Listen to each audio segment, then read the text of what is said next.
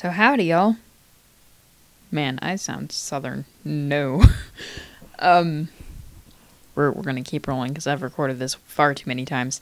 So, I'm gonna talk about the picture real fast, and then we're gonna talk about the actual story of today, which, if I label this video correctly, is going to be labeled The Tip Thief. But this might have to be broken up into two parts because last time it took 30 minutes to record it, and I don't think anyone wants to watch a 30-minute video of me drawing. So, we're going to start with story one in just a moment. Let me talk about this picture that we got going on in the background here. This is my main character, Elukka. I've shown her quite a few times, like in Elukka's Roar, Elukka's Snarl. I think I have speed paints of both of those. And,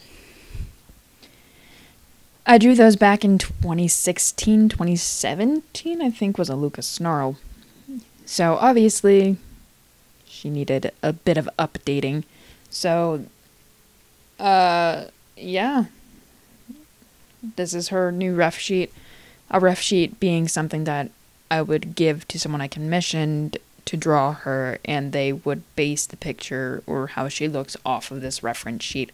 So this is what she looks like officially. So any art of her after that, I mean, it's still official art of her, it's just not, this is her. Understood? Cool. So, yeah, it's just a reference sheet. I have a full body picture of her, 2 headshots, and up close of her eye and the color palette up in the corner. And then, obviously, her name will be written up there. I didn't start recording until after I had finished this sketch stage and already gotten partly into lining it, but you still get to see most of the line art and the entirety of me coloring it. It's just a flat color, because I don't like shading reference sheets, so that when someone takes an eyedropper to it, they can place it anywhere on there and they know that's the flat color. Cool. I can shade and highlight anything past that, but that is the flat color. Into my story. So this is most likely going to be a 2-parter. I might update Alexi's, her Elukka's brother's reference sheet, and do the second part of the Tip Thief part in that. We'll see. We'll see what I do. So, we're going to start this with, oh god. My alarm went off to practice guitar, but we're going to ignore that for now. So the Tip Thief.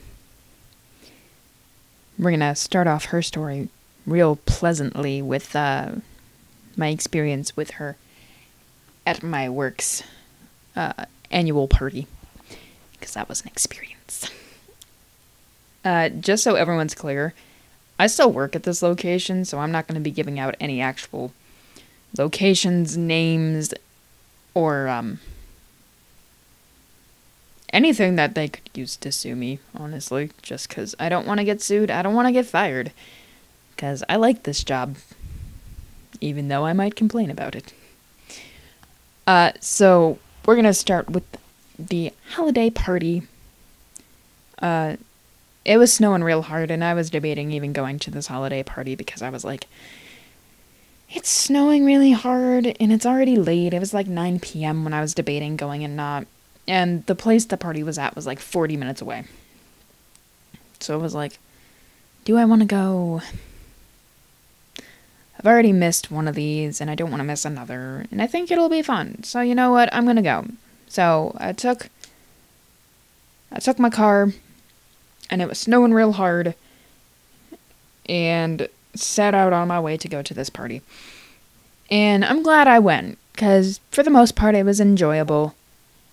And even though the second half of it wasn't the greatest, it gave me a story to tell. So you know what? I'll count that as a win. So, this girl, we're going to call her Maddie, because that's not her real name. Like I said, I'm not using real names here.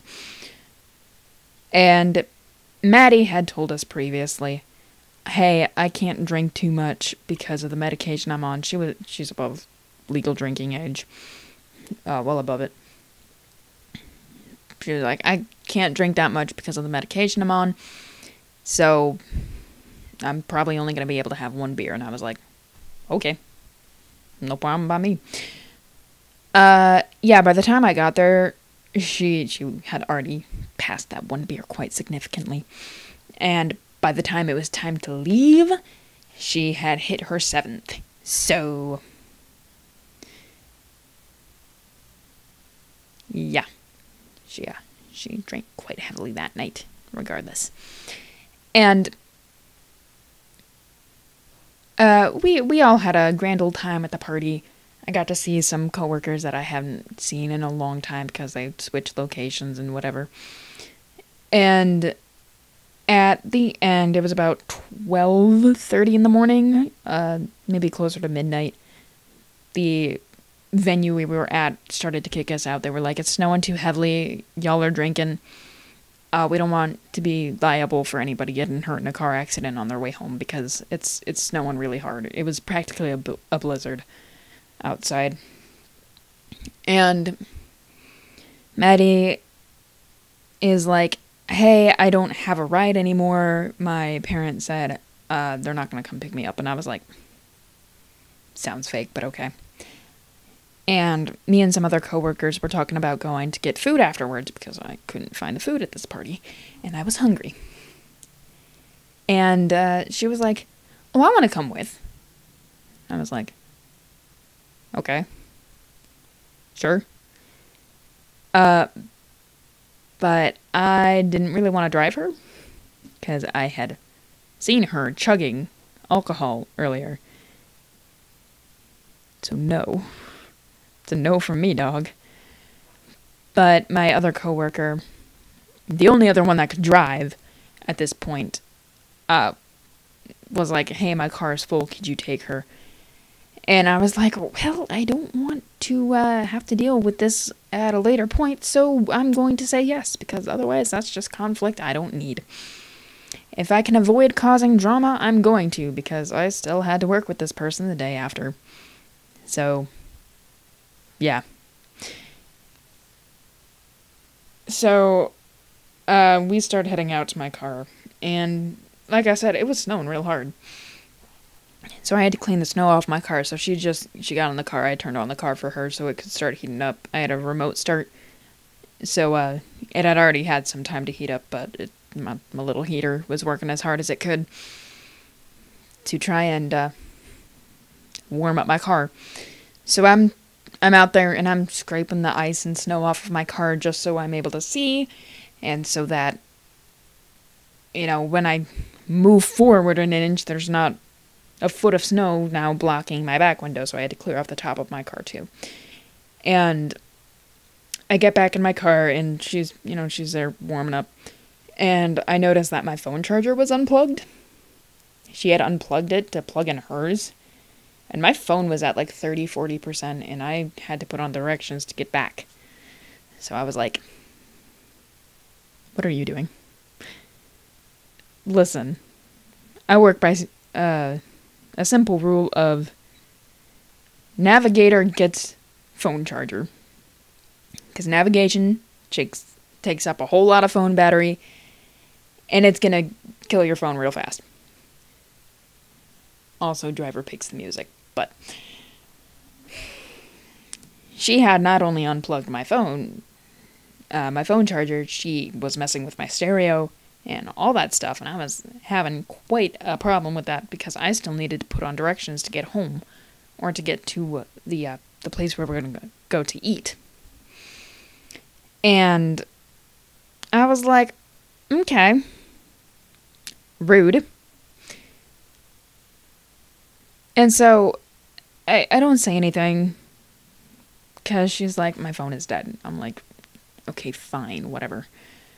Just don't touch it because it'll charge more, and then I can have my phone charger on the way back from getting food, like when I had to go drop her off, because she no longer had a ride home. And so she was like, oh, I know how to get back. And I was like, okay, well, that's going to save me phone battery, because my phone's going to die if I try and put on directions without a phone charger. She was like, oh, yeah, no, I know how to get home. She wanted me to take all the back roads. And I didn't have much of a choice but to listen, unless I wanted to start a fight. And it's not like I can kick her out of my car, because it is negative 10 degrees outside, snowing really hard, and we're 40 minutes away from her house. Or my house. So I can't really do that. Because I feel like I'd be charged for manslaughter. So I have to listen to her, and we take all the back roads, and we still reach the food place, because we went all the way back by our work, about 30 to 40 minutes before the other group did, but they made a stop at someone's house. And she orders even more drinks. She is not sober by any means necessary. She was quite drunk. Flat out saying it. And at the end of the night, she was like, oh, you're driving me home, right? And I was like, I guess so. I guess so. It's about 3 a.m. at this point. And she had told me she lived right next to our workplace. So I was like, okay, you know, it's not that far then. No, she did not live right next to our workplace. She lived about 15, 20 minutes away. I had to take the highway home. You don't live that close if I gotta take the highway home. But the highway was perfectly clear, despite what she was saying.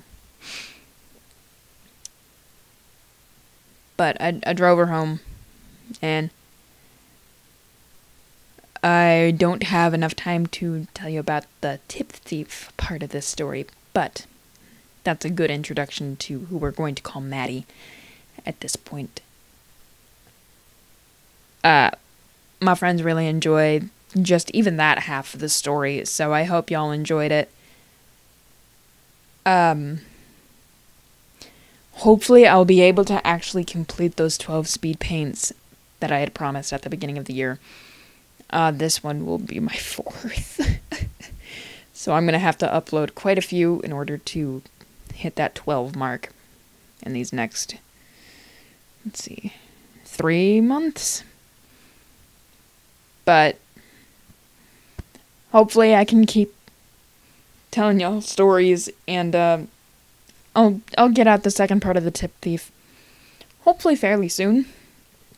Because, oh boy, is Maddie an interesting character. Boy. But, yeah, so please tell me in the comments if you enjoyed the story at all. Because, I don't know, I'm salty. I'm still salty about this. And, no. So, yeah, let me know what y'all think, and if you have any questions about commissions, anything like that, let me know. I'll put all that information in the description, and hopefully you have a good day. So, bye.